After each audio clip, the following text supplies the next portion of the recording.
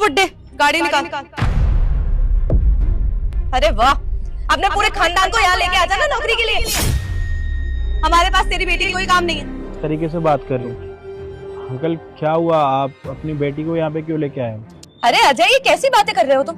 इस बुड्ढे से ज्यादा मुंह मत लगा करो। और तुमने देखा नहीं, पहले अपने आप को यहाँ पे काम के लिए लेके आया, फिर अपने बेटे को और अपनी बेटी को अब काम के लिए लेके आया ये सब, और धीरे धीरे पूरा खानदान ही ले आएगा। हमारे पास कोई काम नहीं है तेरे खानदान के लिए, समझ में आ रही है? अपनी बेटी को बोल निकले यहाँ से। अरे माई, किस तरीके से बात कर रहे हो तुम?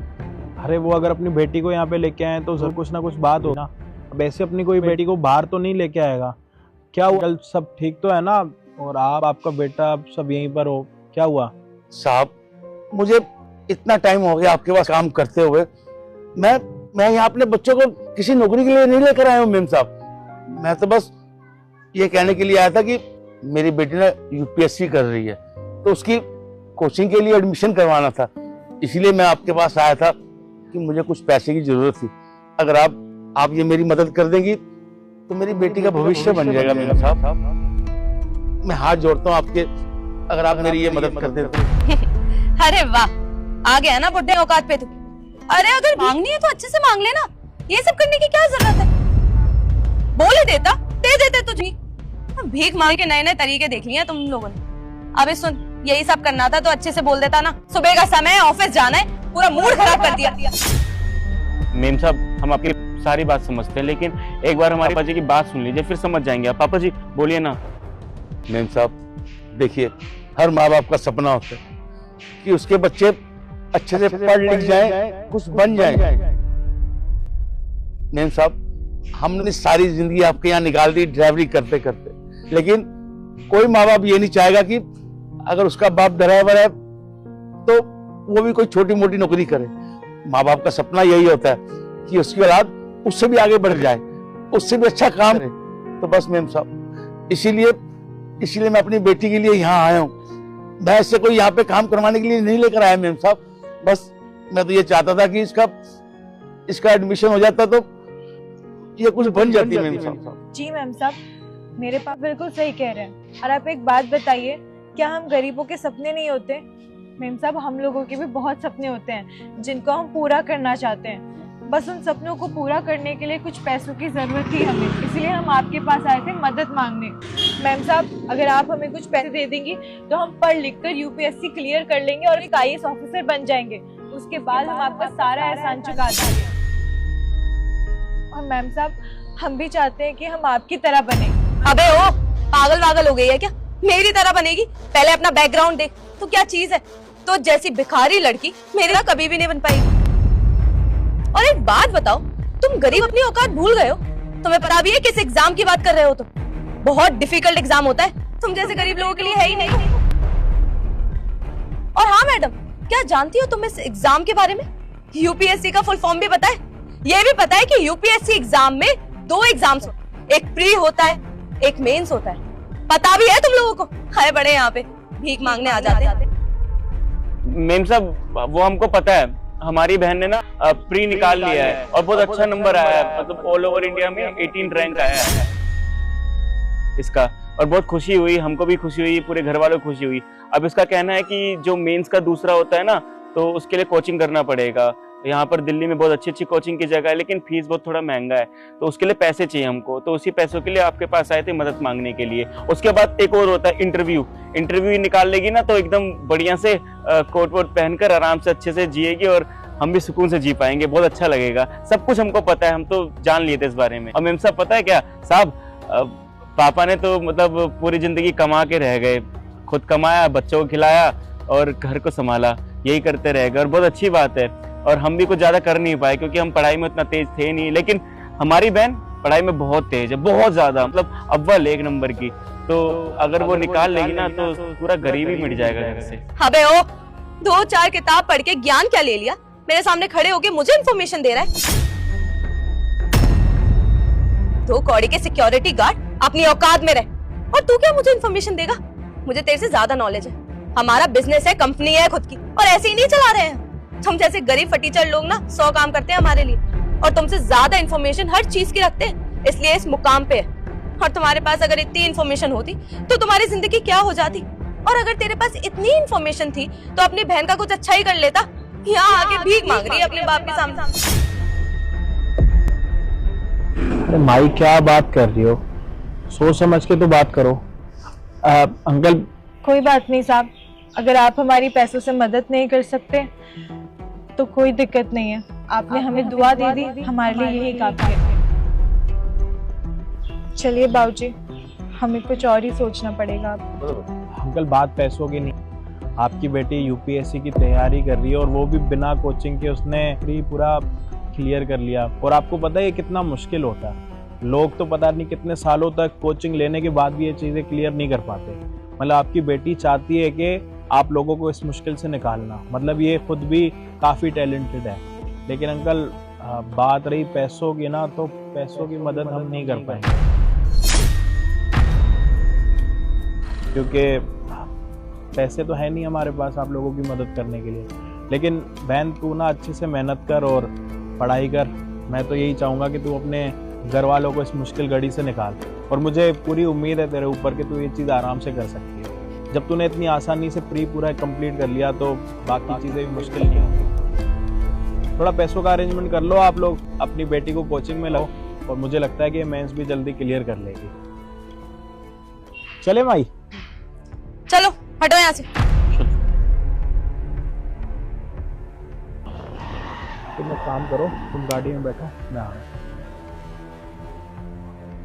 पापा, मुझे नहीं लगता कि अब मैं जिंदगी में कभी आईएएस ऑफिसर बन पाऊंगी। सारी उम्मीदें ही चली गई है। मुझे भी अब दूसरी लड़कियों की तरह ना चूल्हा चौका करना पड़ेगा शादी कर कर। तो पागल है क्या यार, क्या बोले जा रही है?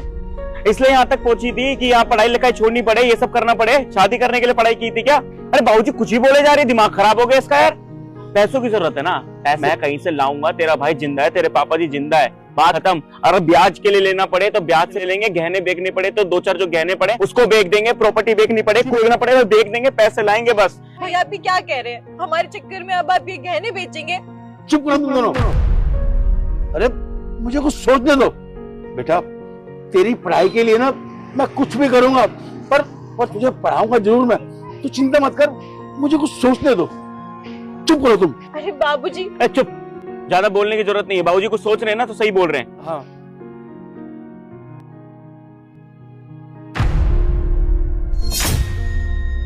साहब, सब वो बड़ी बात, अब ये हम आपका एहसान नहीं ले सकते साहब, हमें माफ कर दो साहब।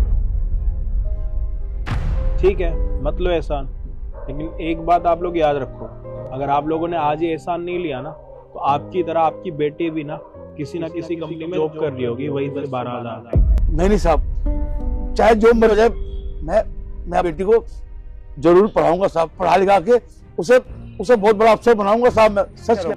देखिए मेरी वाइफ ने आप लोगों से जो भी बदतमीजी करी है ना, उस चीज़ के लिए मैं आप लोगों से हाथ जोड़ के माफ़ी मांग रहा हूँ। आप लोगों को पता है ना कि घर गृहस्थी में बंदा इतना फंस जाता है कि फिर घर बचाना भी पड़ता है। तो उस टाइम पे मैं इसलिए नहीं बोला कि अगर मैं कुछ बोलता तो वजह से हमारे घर पर कलेश होता, और कलेश आपको पता है छोटा सा होता है और बात बहुत ज़्यादा बढ़ जाती है। अगर मैं उस टाइम पर आप लोगों का साइड लेता ना तो हो सकता है मेरा घर भी टूट सकता था। इसलिए मैंने आप लोगों को उस टाइम पर बोला कि पैसों का अरेंजमेंट नहीं हो पाएगा। और आपको पता है मेरा भी सपना था आईएएस बनने का, पढ़ाई में मैं भी बहुत तेज़ था, लेकिन किस्मत देखो इतनी सारी जिम्मेदारियां ऊपर आ गई कि वो मेरा सपना ही रह गया, और वो सपना मेरा कभी पूरा नहीं होता। और आप भी हमारे पास कितने टाइम से काम करते हैं ईमानदारी से, और आपका बेटा भी, और अगर आपकी बेटी आईएएस क्लियर देगी, सारी चीज़ें कर देगी, तो ये तो मेरे लिए भी अच्छी बात होगी। और ये कुछ पैसे हैं, और मुझे पता है कि कोचिंग के लिए काफ़ी नहीं होंगे, ये फिलहाल अभी 1 लाख रुपए, बाकी पैसे का अरेंजमेंट मैं जल्दी से जल्दी करूँगा। आज के आज, अभी के अभी आप जाके कोचिंग में अपनी बेटी का नाम लिखवाओ, और ये कुछ पैसे आप दे दो, और बाकी के पैसे भी उनको बोल देना कि जल्दी से आके आप जमा कर देंगे।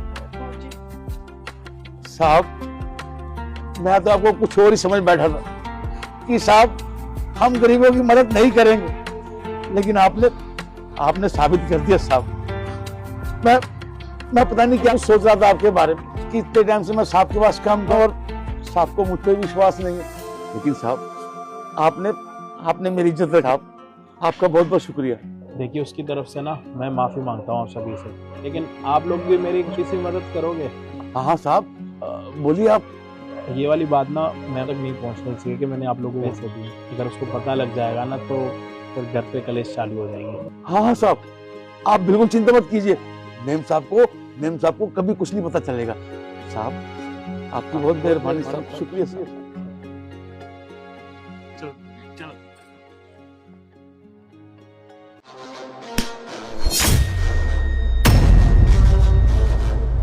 मुझे डिवोर्स दे रही हूँ मैं तुझे, आई तेरे को बात समझ में? और ये रख अपना मंगलसूत्र भी। एक काम कर, ये भी रख।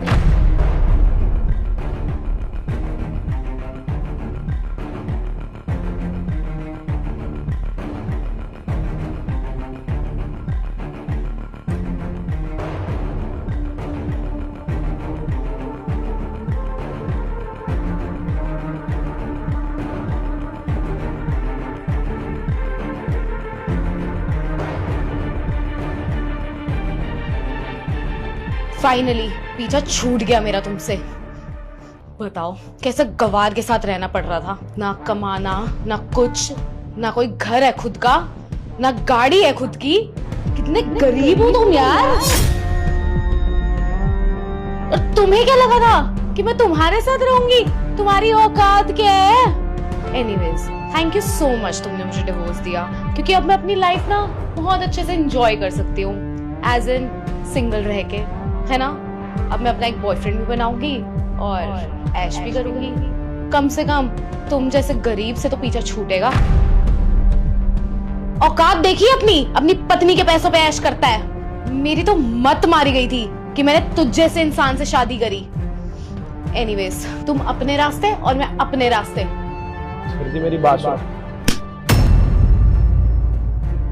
मेरी औकात नहीं है मुझे छूने की। छू मत दियो आज के बाद, कंगला कहीं का। पानी के बोतल तक के पैसे नहीं है तेरे पास। 10 रुपए भी तू मेरे से मांगता है, भिखारी कहीं का कंगला। तेरे अंदर कोई सेल्फ रिस्पेक्ट नाम की चीज है या वो भी बेच खा दी है? और तू क्या सोचता है तेरे साथ मैं क्या, तेरे साथ कोई लड़की नहीं रहेगी। आई तेरे को बात समझ में? क्योंकि बेरोजगारों की ना कोई औकात ही नहीं होती। आई समझ में बात? मेरी लाइफ की ना सबसे बड़ी भूल थी पता है क्या? तुझसे शादी करना। कितना कुछ बोल दिया यार तुमने। कुछ गलत बोला क्या मैंने? यार इतना सब कुछ तुम बोल रही हो, तुम्हें पता है एक चीज का, ये प्यार, ये रिश्ते, ये व्यवहार, ये प्यार में सारी चीजें करने की बातें, ये सिर्फ ना सिर्फ किताबों में अच्छी लगती है, रियल लाइफ में बिल्कुल भी अच्छी नहीं लगती। यार मुझे तुम्हारे लेक्चर सुनने में कोई इंटरेस्ट नहीं है। सुन लो, जा ही रही हो, बस 5 मिनट दे दो मुझे, फिर तुम चली जाना, मैं तुम्हें नहीं रोकूंगा। तुम्हें पता है रियल लाइफ में और फेक लाइफ में क्या फर्क है? रियल लाइफ में ना जो इंसान अपने दो चेहरे लेके घूमता है, सबके सामने सच्चाई दिखाने की कोशिश करता है और सबके सामने अच्छा बनने की कोशिश करता है ना, वो जिंदगी में बहुत जल्दी सक्सेसफुल हो जाता है। और तुम्हें पता है तुम ये रेस जीत चुकी हो, क्योंकि मैं सबके सामने अच्छा नहीं बनता। मेरे अंदर कोई भी बात होती है, कोई भी दर्द होता है, सबसे पहले आके मैं तुम्हें बताता हूँ। शायद यही मेरी दुनिया की सबसे बड़ी गलत फहमी है कि मैंने तुम्हें अपनी सारी सच्चाई बताई। यार तुम क्या कर रही हो मेरे साथ? देखो मैं एक इंडिपेंडेंट लड़की हूँ, तो मैं ऐसे बेरोजगार के साथ तो बिल्कुल नहीं रह सकती जिसका खुद का कोई स्टैंड ही ना हो, ना कमाता है ना कुछ। यार बस 6 महीने तो हुए, 6 महीने से पहले तो सब कुछ ठीक था, अच्छा कमाता था मैं, हर चीज घर की पूरी करता था, सारे सपने पूरे करे मैंने अपने शौक मार के सबके लिए वो सारी चीजें करी है जो तुम चाहती थी। अब 6 महीने से अगर मैं कुछ नहीं कर पा रहा तो मैं क्या तुम्हारे ऊपर बोझ हूँ?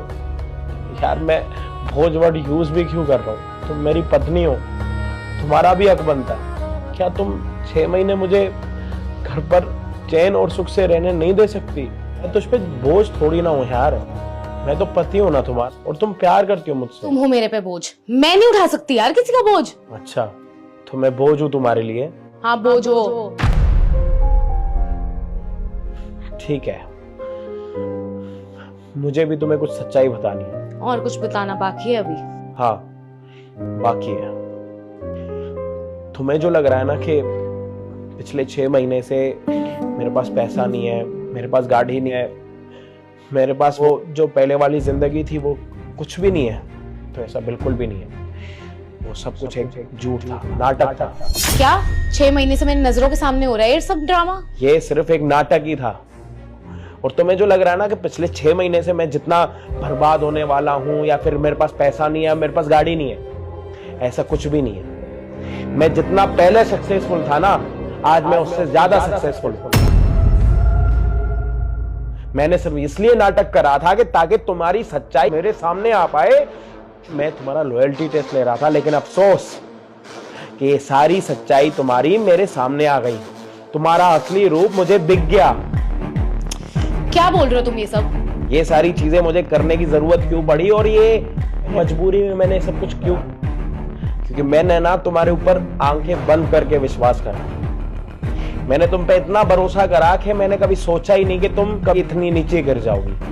लेकिन मेरे दोस्तों ने, मेरे रिश्तेदारों ने, जो मेरे लिए अच्छा सोचते हैं ना, इवन मेरे ऑफिस के एम्प्लॉयज ने मुझे यही बोला कि तुम अच्छी लड़की नहीं हो। लेकिन मैं उन सबसे लड़ बैठा कि इसलिए नहीं तुम एक लड़की हो, क्योंकि मैं तुम पर यकीन करता था। अगर ये सारी चीजें मैं नहीं करता ना तो तुम्हारी सच्चाई मेरे सामने कभी नहीं आती। और मैं बहुत सक्सेसफुल हो चुका हूं पहले से भी ज्यादा, और बहुत ज्यादा काबिल भी हो चुका हूं। अरे जो तुम्हारे पुराने रिलेशनशिप्स थे ना, वो भी सारे बेकार हो गए। मुझे लगता था कि तुम अगर अभी नई जिंदगी में आई हो तो बदल क्या होगी, लेकिन नहीं, जो चले गए ना वो अच्छे थे। लेकिन तुम आज भी वैसे की वैसी हो। और तुम्हें एक बात बताऊं, तुम्हारी सच्चाई, इवन मैं तुम्हारी औकात ही तुम्हें बता देता हूं। तुम्हारी औकात सिर्फ पैसा। तुम सिर्फ पैसे पे मरने वाली हो। तुम्हें प्यार से कोई मतलब है ही।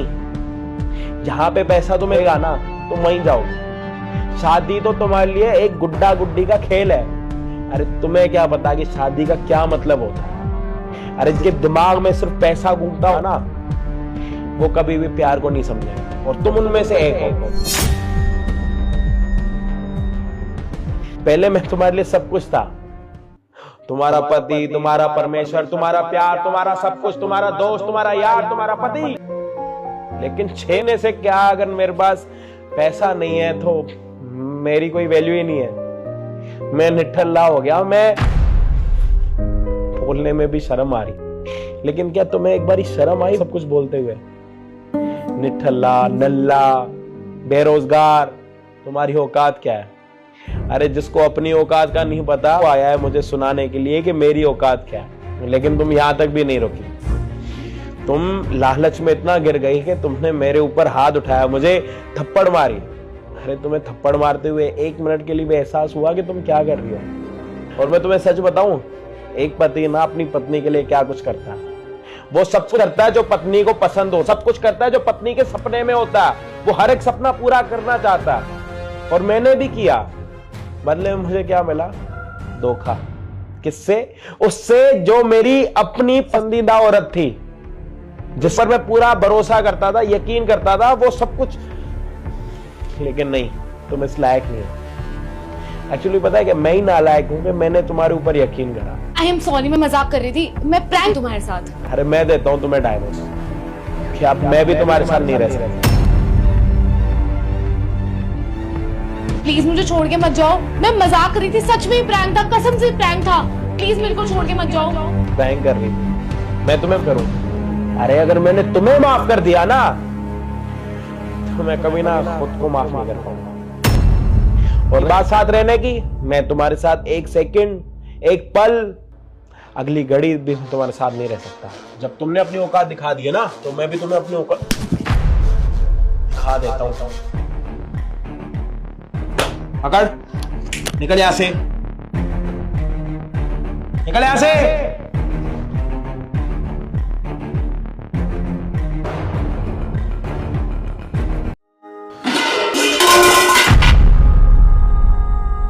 अरे आप आ गए?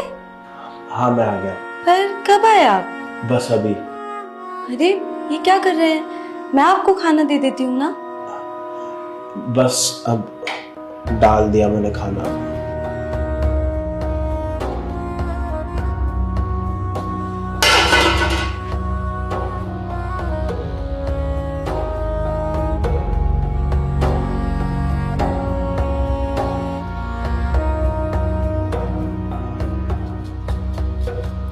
हुआ है? तो इतने दिन से नोटिस कर रही हूँ, बात क्यों नहीं करते मुझसे?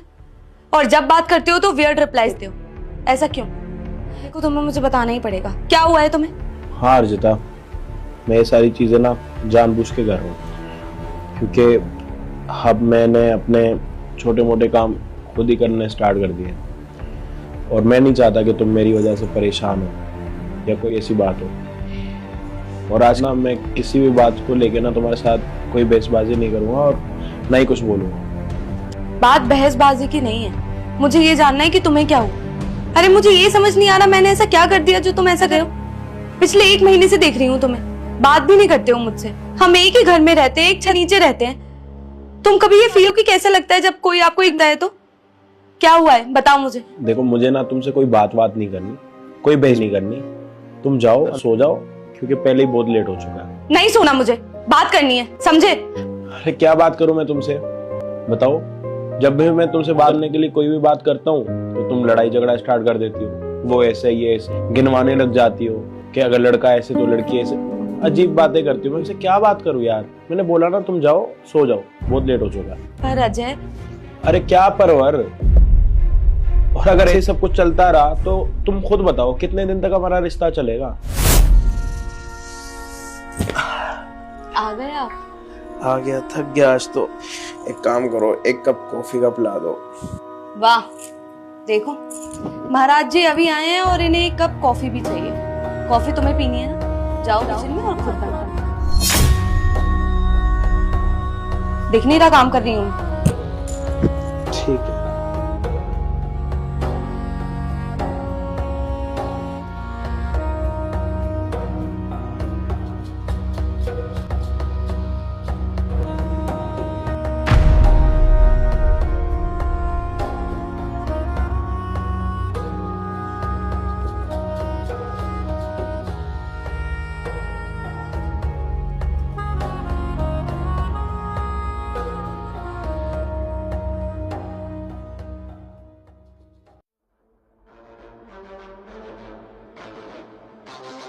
यार अर्जिता एक काम करो, मेरे को ना ऑफिस का काम करना है और अभी बहुत सारा काम पेंडिंग भी है। तुम एक काम करो, खाना लगा दो। आपको दिख नहीं रहा है मैं आपके बगल में बैठ के आपकी ये शर्ट को तय कर रही हूँ और आप मुझसे ये खाने के लिए बोल रहे हैं? मैं बैठी हुई अच्छी नहीं दिखती क्या आपको? अरे हर समय देखो कोई ना कोई काम देते रहते हो। आपको भूख लग रही है ना, किचन में जाओ और खुद खाना लो। और ये लैपटॉप को बंद करो। सही कह रही हो तुम, मैं खुद ही कर लेता हूँ।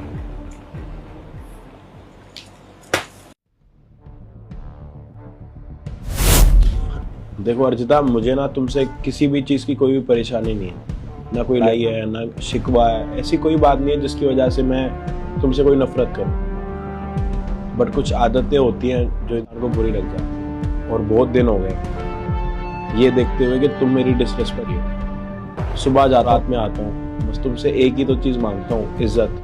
वो भी नहीं मिलती है, तो कोई फायदा नहीं है। इसलिए मैं भी फिर। अजय ऐसा नहीं है कि मैं तुम्हारी रिस्पेक्ट नहीं करती, मैं तुम्हारी इज्जत करती, पर मैं कैसे बताऊं, दिन रात घर का काम करने के चक्कर में एक अजीब सी थकावट हो जाती है, तो उसके बाद थोड़ा इरिटेशन हो जाता है, तो आप पे निकल जाता है बस। अरे यार तुम तो हमेशा घर को लेके बैठ जाती हो। तुमने कभी मेरे बारे में सोचा कि मैं कितनी मुश्किलों में रहता हूँ? सुबह तुम्हारे सामने ऑफिस जाता हूँ और आता हूँ, और सुबह से शाम तक मेरे साथ क्या होता है तुम्हें पता भी नहीं होता। काम करो तो गालियाँ सुनो, काम ना करो तो गालियाँ सुनो। देखो हम लड़कों को बहुत सारी चीज़ें सेक्रीफाइस करनी पड़ती है, घर देखना पड़ता है, फैमिली देखनी पड़ती है। हाँ ना, तुम भी घर को सारी चीज़ें कर रही हो, बट कहीं ना मैं तुमसे कुछ ज़्यादा कर रहा हूँ। अरे जो हमारी फिक्स सैलरी होती है ना, इसी के टाइम में ना हमें भीख की तरह मांगनी पड़ती है, और बिना वजह कोई भी आके ऑफिस में कुछ भी बोल के जाता है। वो सारी चीजें सुनने के बंदा पहले इतना परेशान हो जाता है, तो घर पे आके अगर उसके साथ सेम बिहेवियर हो रहा होगा तो इंसान का माइंड कितना डिस्टर्ब हो जाए। और वही चीज मेरे साथ भी हो रही है। और पता है क्या, प्यार में ना कुछ चीजें ना सेक्रीफाइस करनी पड़ती है, मिल बांट के चलना पड़ता है। पर तुम्हारा हमेशा एक ही चीज है, बराबरी करनी, हर चीज में बराबरी करनी। अरे माना तुम भी घर पर काम कर रही हो, लेकिन मैं भी तो बाहर जाके काम कर रहा हूँ, और वो मैं काम किसके लिए कर रहा हूँ? तुम बताओ, आज तक मैंने अपने लिए कोई चीज ली है? मैं आते ही तुम्हें सैलरी दे देता हूँ, यही सोच के कि तुम खुश हो जाओगी। जब मैं अपने घर के लिए इतना कुछ कर रहा हूँ और जब घर पर आके ही मुझे घुटन महसूस होगी तो तुम बताओ मैं क्या करूँ। अरे इज्जत करती हूँ मैं आपकी, आपको ऐसा क्यों लगता है मैं आपकी इज्जत नहीं करती? देखो मैं सच बताऊँ तो घर के काम के चक्कर में वो एक फ्रस्ट्रेशन हो जाता है बस। मैं वो सारी चीज़ें करती हूँ जो आपको चाहिए होती है। कभी कभार ऐसा कुछ हो जाता है और आप तो जानते हो ना, हम एक साथ एक ही घर में रहते हैं। अब आप मुझसे बात नहीं करते तो मुझे अच्छा नहीं लगता, पर आई प्रॉमिस आज के बाद मैं आपसे कभी ऐसे बात नहीं करूँगी। सॉरी। पता है क्या, मैं ना तुम्हारे साथ बहसबाजी नहीं करता। कभी भी किसी चीज में तुम गलत होती हो ना, मैं तब भी कुछ बोलता। अगर मैं कुछ बोलूंगा तो लड़ाई झगड़ा होगा, लड़ाई झगड़ा होगा तो हमारा घर खराब होगा, रिश्ता खराब होगा, और मैं इस रिश्ते को ना खराब नहीं करना चाहता बिल्कुल भी। तो तुम ही बताओ मैं क्या करूँ। अच्छा सुनो, मैंने वो भी बोला उसके लिए सॉरी। मैं आज के बाद कभी ऐसा नहीं बोलूँगी, पक्का प्रॉमिस। देखो कान पकड़ के सॉरी बोल रही हूँ, अब नहीं होगा, माफ कर दो। का पक्का। तो तुमने खाना खाया? नहीं। आओ साथ जाके खाते हैं। ठीक है।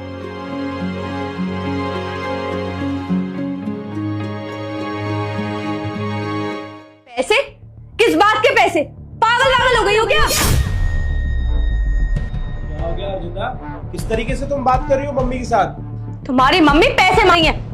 किस बात के पैसे चाहिए आपको मम्मी जी? हाँ, मैंने मांगे हैं पैसे। बचपन से लेके आज तक तुझे मैंने पढ़ाया लिखाया, बड़ा किया, कॉलेज भेजा, उस चीज के पैसे मांगे हैं मैंने। कैसी माँ है ये? अरे मेरी भी तो माँ है, कभी ऐसे तो नहीं बोलती। ये पैसे मांगती है? अरे हर माँ ऐसी होती है, अपने बच्चों को बड़ा करती है, पैदा करती है। कोई बड़ा काम नहीं किया है आपने जो पैसे मांग रही हो। देख लिया तुमने, इनको अब पैसे चाहिए। यही दिन तो देखने के लिए रह गया था, वो भी दिखा दिया आपने। रहने दो अर्जिता, मुझे ये नहीं पता कि मम्मी ऐसा क्यों बोल रही है, पर मुझे पूरा भरोसा है कि मम्मी को ना किसी ने भड़काया और मम्मी भड़कावे पे आ चुकी है। आप बताइए कितना कर्जा है मेरे ऊपर? आज तक आपने मेरे ऊपर कितने खर्चे हैं पैसे? आप मुझे एक एक पैसा बता दो। आज अगर मैंने आपका पूरा कर्जा नहीं उतार दिया ना, मैं भी फिर आपका बेटा हूं। मेरा कर्जा उतारेगा तू? किस किस चीज का तू मेरा कर्जा उतारेगा? तुझे पता है, तुझे 9 महीने मैंने रखा। डॉक्टरों ने ना मुझे जवाब दे दिया था कि माँ बेटे में से सिर्फ एक बंदा बचेगा, लेकिन मैंने फिर भी तुझे जन्म दिया। और बड़े होने पर जिस चीज पे तूने उंगली रखी ना, मैंने वो चीज तुझे लेके दी। कभी तुझे किसी चीज की कमी महसूस नहीं होने दी। और तू मेरा कर्जा उतारेगा? अच्छे से अच्छे कपड़े लेके दिए तुझे, खिलौने लेके दिए, महंगी सी महंगी चीजें लेके दी। जो जो तूने मांगा ना, मैंने सब कुछ दे दिया। तुझे पता है तेरे पापा नहीं थे, फिर भी मैंने तुझे इतने अच्छे तरीके से पाला पोसा, किसी चीज की कमी नहीं होने दी। सारे दोस्तों में सबसे ज्यादा तू ही अच्छा लगता था, और आज तू मेरा कर्जा उतारेगा। बताओ तुम लोग उतार पाओगे मेरा कर्जा? अरे तुम क्या उतारोगे मेरा कर्जा? तुम लोगों ने तो खुद अपने बच्चे हॉस्टल में डाले हुए हैं, और तुम्हारे लिए मैंने गांव की जमीन, अपना मकान, सब कुछ बेच दिया। अगर तुम्हारे बच्चे यहाँ होते तो मैं उनके साथ खेलती, वो मेरे साथ खेल के बड़े होते, लेकिन नहीं, तुम्हें तो ये भी मंजूर नहीं है। और तुम क्या जानो पोता पोती का प्यार क्या होता है? एक सास दादी बनने के लिए कितना तरसती है, लेकिन तुमने तो अपने बच्चों को हॉस्टल में डाल दिया, और खुद किटी पार्टियों से तुम्हें पसंद नहीं है। मेरे साथ क्या होगी? दो बोल क्या बोलोगी तुम मेरे साथ? ये है मेरा कर्जा, उतार तुम दोनों मेरा कर्जा।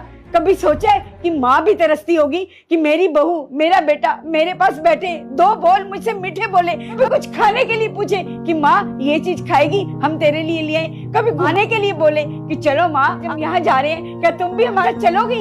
ये है कर्जा, उतार पाओगे तुम मेरा कर्जा? अब तुम दोनों को पता चल गया ना कि मेरा कर्जा क्या है। बोलो उतार पाओगे मेरा कर्जा? और तू ऑफिस जाता है, ऑफिस घर आता है, कभी माँ के पास थोड़ी देर के लिए नहीं बैठा कि माँ कैसी है तू, क्या तेरा हाल है, कैसी तेरी तबीयत है? कभी पूछा तूने मुझसे? हाँ, मैं आपका कर्जा नहीं उतार सकता। मैं क्या, दुनिया का कोई भी बच्चा अपनी माँ का कर्जा नहीं उतार सकता।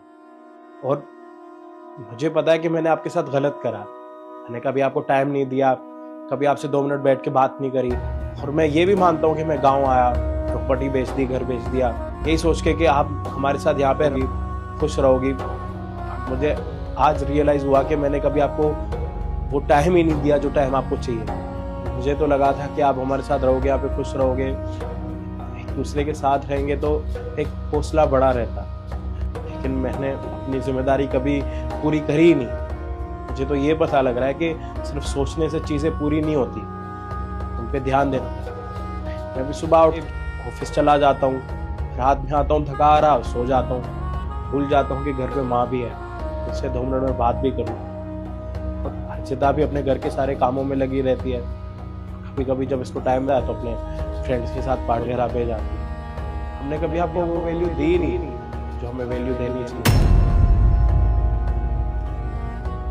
माँ, मुझे तो ये समझ नहीं आ रहा कि हम दोनों के बीच में इतनी दूरियां कैसे आ गई। ना एक दूसरे के साथ बैठ पाते, ना बात कर पाते, ना एक दूसरे का सुख दुख एक दूसरे के साथ बता पाते। मैंने आज पूरे दिन पे क्या करा मैंने आज तक आपको बताया ही। और आप डेली यही सोचते होंगे कि मेरा बेटा आज आके मेरे साथ 2 पल बैठ के मुझे बताएगा कि माँ आज पूरे दिन में मैंने ये सब कुछ करा। सारी चीज़ें मैंने कभी करी ही नहीं माँ आपके साथ। माँ, मुझे बताया कि आपने मुझे बचपन से कितना प्यार से रखा है और आज भी आप मुझे उतना ही प्यार से रखते हैं। मेरी किसी चीज़ के लिए मना नहीं करती आप। अरे जब आप अपना गाँव छोड़ यहाँ तक आ गई, मुझे ही समझना चाहिए। मैं ही बेवकूफ़ था माँ, मुझे ऐसे नहीं करना चाहिए। लेकिन मैं कसम खाता हूँ माँ, कान पकड़ के सॉरी बोलता हूँ। आज के बाद ऐसा बिल्कुल भी नहीं होगा। और आज के बाद ना आपसे हमेशा आके बात किया करूँगा। ऑफिस जाते ऑफिस से आते, और मैं ही नहीं, हर्षिता भी आज के बाद आपके साथ बैठेगी, बात करेगी, सारी चीज़ें करेगी। बचपन में आपको पता है माँ, मेरे तो दोस्त थे ही नहीं। मेरी दोस्त भी आप थी, मेरी माँ भी आप थी, मेरी बहन भी आप थी। पता नहीं मैं पैसे लालच में ना वो प्यार भूल गया था। और आज के बाद ना खुद को समय दो या ना दो, आपको समय जरूर दूंगा। मम्मी जी, मुझे भी माफ कर दीजिए, मुझसे भी बहुत बड़ी गलती हो गई, हम दोनों से एक्चुअली। देखिए, आपने अभी जो भी बोला बिल्कुल सही बोला। पैसों की वजह से एकदम भूल ही गए कि अपने खुद का घर होता है, बच्चे होते हैं, सारी चीजें होती हैं। आपको कितना अकेलापन लगता होगा ना, ये अपने बिजनेस में बिजी रहते हैं, मैं अपनी जॉब में, सारा दिन आप अकेले बैठे रहते होगे। देखिए, इन्होंने तो आपसे प्रॉमिस कर ही दिया है, पर आज मैं भी आपसे एक प्रॉमिस करती हूँ कि आपको कभी ऐसा फील नहीं होने दूंगी और हमेशा आपके साथ रहूंगी। मम्मी जी, बस एक आखिरी मौका दे दीजिए। आज के बाद हम दोनों ऐसा कुछ भी नहीं करेंगे जिससे आपका दिल टूटे।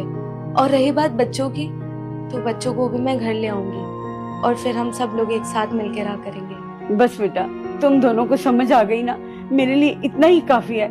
बड़े बूढ़े जो है ना, घर का दरवाजा होते हैं, और बच्चों को चाहिए कि उनसे प्यार से रहें, प्यार से रखें। बड़े जो है ना, बच्चों के बराबर हो जाते हैं। तुझे पता है, माँ बाप बच्चों की शादी कितने अरमानों से करते हैं, और ये सोचते हैं जब बहू आ जाएगी उनकी सेवा करेगी, उनके साथ मीठे बोल बोलेगी। और जब बच्चे के बच्चे होते हैं ना, तो उनको वो इतने प्यारे लगते हैं ना, मूल से ज्यादा ना ब्याज प्यारा होता है। और मेरे भी अरमान है, मैं भी अपना पोते पोती के साथ खेलूं। तू नहीं आएगा बेटा?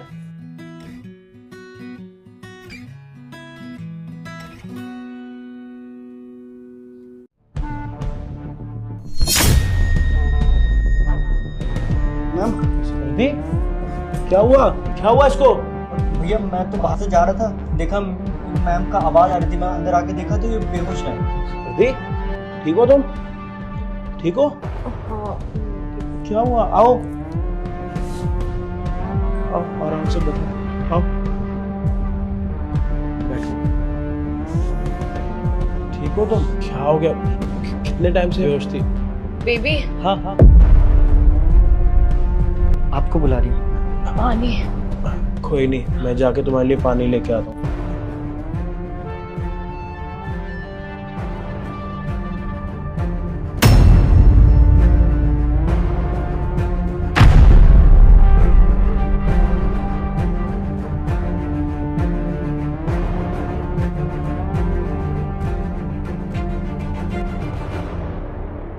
ठीक हो तुम?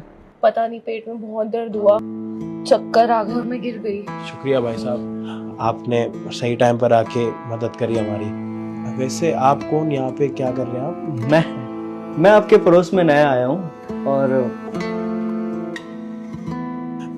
Thank you so much. अगर आप नहीं होते तो पता नहीं क्या हो जाता। अरे थैंक यू की क्या बात है, एक पड़ोसी पड़ोस की हेल्प करेंगे ना। चलिए ठीक है, आप भाभी जी का ध्यान रखिएगा। शुक्रिया आपका। ठीक है, ध्यान रखिएगा।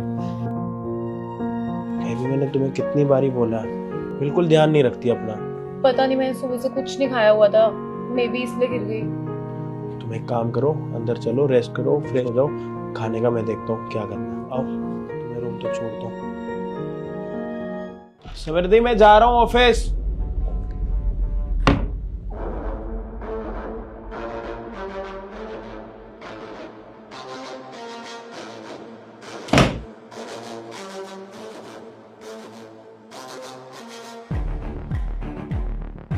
हेलो बेबी, मेरा पति जा चुका है, तुम फटाफट आ जाओ।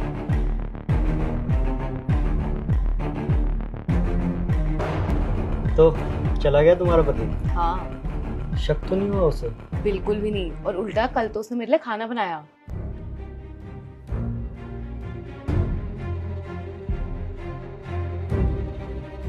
बड़ा बेवकूफ है, उसके सामने सब कुछ हुआ और उसे पता भी नहीं चला। बेवकूफ है, मुझ पे अंधा भरोसा करता है वो। इस भरोसे को ना बनाए रखना ताकि हम दोनों साथ रह पाए।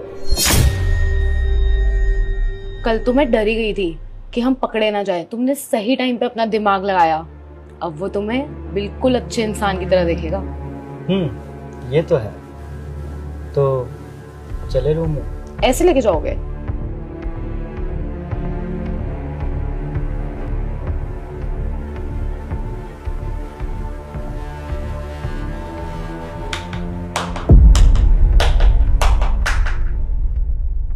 मैम,